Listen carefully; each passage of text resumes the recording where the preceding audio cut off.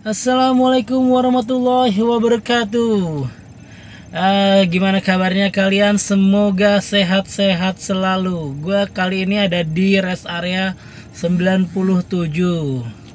Nah, ini di video ini gue random aja. Tiba-tiba gue pengen ngebahas suatu pertanyaan dari follower di Instagram. Beberapa orang itu udah pernah sempat menanyakan ini dan gue udah sempat coba jawab juga by DM ke mereka, tapi biar kalian tahu dan gue nggak ngulang-ngulang lagi dan terrecord jawaban gue ini. Jadi yang ditanyakan oleh salah satu follower gue itu adalah, mendingan lelang diecast atau sell diecast di Instagram. Gimana menurut kalian? Kalian pasti udah punya jawaban masing-masing dan itu menurut pendapat kalian masing-masing. Tapi di sini gue mau coba sebutkan pendapat gue pribadi. Mendingan mana sih? Lelang atau sell? Oke, langsung aja. Nah, ini gue lagi di mobil ya, lagi berhenti. Pertama, sebelum gue masuk perbandingannya, gue bakal bahas satu-satu tentang sell ataupun lelang. Sell di sini merupakan sell barang-barang dengan harga mungkin menurut kalian sesuai pasar atau kalian bisa mendapatkan keuntungan dari barang yang kalian jual ini.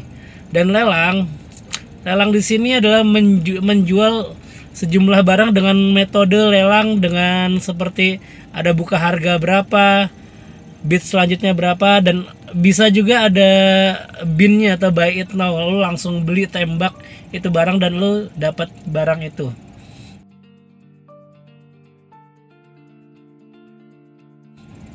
Dari pendapat gue sebagai seller, kalau sell itu memiliki beberapa kelebihan. Yang pertama, kalau sell lu nentuin harganya sesuai dengan keinginan lu. Misal lu modal barang dengan harga 50.000, lu jual dengan 75.000. Nah, lu udah tahu untungnya tuh pasti berapa. Marginnya 25.000. Misal lu ngejual atau lu sell 20 barang atau 100 barang lah, yang banyak lah sekalian.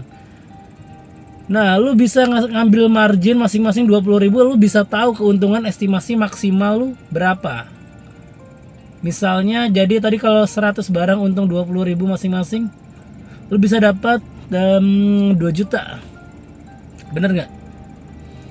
Itu kelebihannya kalau sell. Tapi ada kekurangannya juga, guys.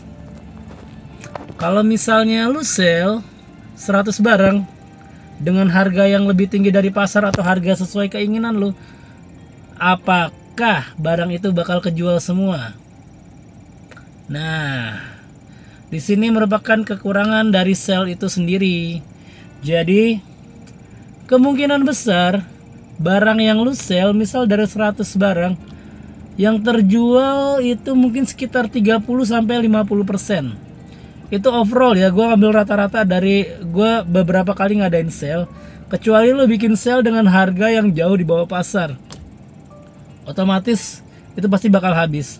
Tapi ini untuk sell barang yang udah ada harga pasarnya berapa, dan mungkin lu ngejual harga pasar atau lebih dikit, yang penting lu ngambil keuntungan. Sepengalaman gue, ini pendapat gue, kalian boleh percaya atau enggak, paling banter itu 50% yang bakal kejual, misal dari 100 barang. Kecuali lu flash sale lot baru yang belum beredar di mana-mana, itu kemungkinan bisa terjual dengan cepat, dengan syarat harganya juga masuk di kantong dari customer kalian. Nah, itu dia kalau sell. Perputarannya kurang begitu cepat ya. Kalau dibandingkan dengan lelang, oke, gue langsung bahas ke lelang.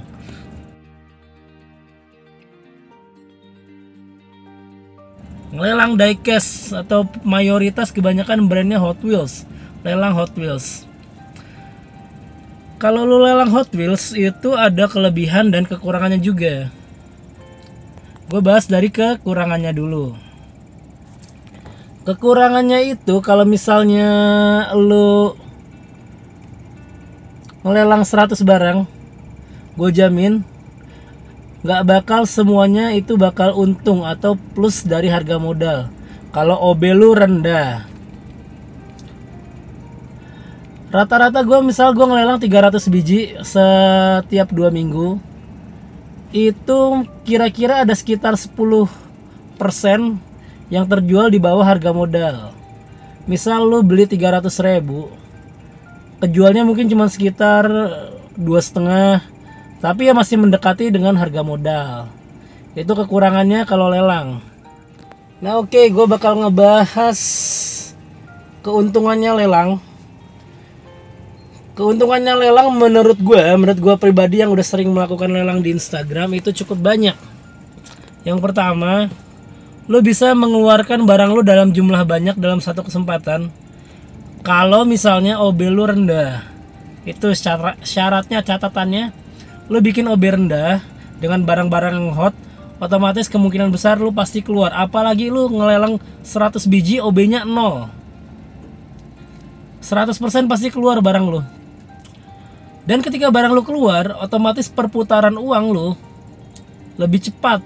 Jadi lu punya modal lagi buat ngambil barang-barang yang baru yang bakal lu jual lagi atau lu lelang lagi. Nah, itu dia.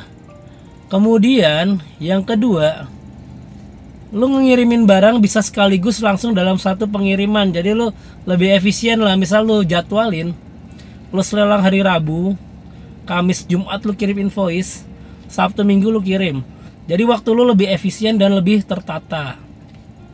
Bayangin kalau lu sell, ada yang belinya di hari Rabu, minta dikirim hari ini, belinya hari Jumat, dikirim hari ini, hari Jumat. Nah itu lumayan jadi kurang efektif lah menurut gue. Tapi itu sekali lagi kalian boleh percaya atau enggak, tapi itu sebagai referensi aja. Dan kemudian kalau misalnya lu lelang dengan OB yang rendah di Instagram, barang-barang yang hot atau yang kisaran pasarnya di atas 100.000, itu otomatis bisa menarik follower buat lu, nambahin follower. Percaya nggak percaya, ketika lelang barang-barang yang menarik buat customer, itu bisa menaikkan follower lu. Dengan catatan tadi OB-nya rendah.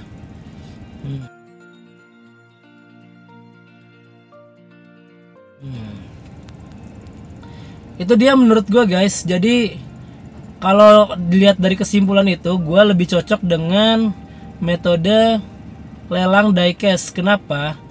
Karena kalau misalnya seller itu butuh perputaran uang yang lebih cepat, dan lelang itu merupakan salah satu cara yang terbaik menurut gue. Jadi lu tahu ketika misalnya minggu closing lelang, lu punya duit lagi buat ngambil barang yang baru. Ya dengan catatan lu bisa nyimpen berapa persen lah buat lu simpen tabungan ya, nggak semua diputerin. Walaupun realisasinya kadang agak berat.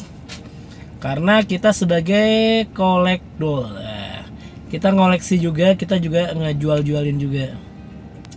Itu menurut gue, kalian bisa percaya atau enggak, tapi itu sebagai referensi buat kalian yang mau memilih ini mau dilelangin atau dijual langsung. Kalian bisa percaya atau enggak, tapi ya itu gambaran yang gue alamin selama ini. Dan kalau misalnya ada kekurangan atau ada masukan dari kalian, pendapat kalian boleh taruh di komen di bawah, biar yang nonton ini tahu juga apa sih kelebihan dan kekurangan dari lelang ataupun sell diecast. Oke, sekian aja info dari gue, sekilas info dari gue. Semoga bermanfaat buat kalian yang masih bimbang ini mau dijual atau dilelang. Jangan lupa subscribe juga, dan kalau kalian penasaran Instagram gue bisa langsung ke TKP ke Diecast Garage, sama namanya kayak akun YouTube ini. Dan jangan lupa like juga, subscribe juga. Terima kasih dan selamat beraktivitas kembali.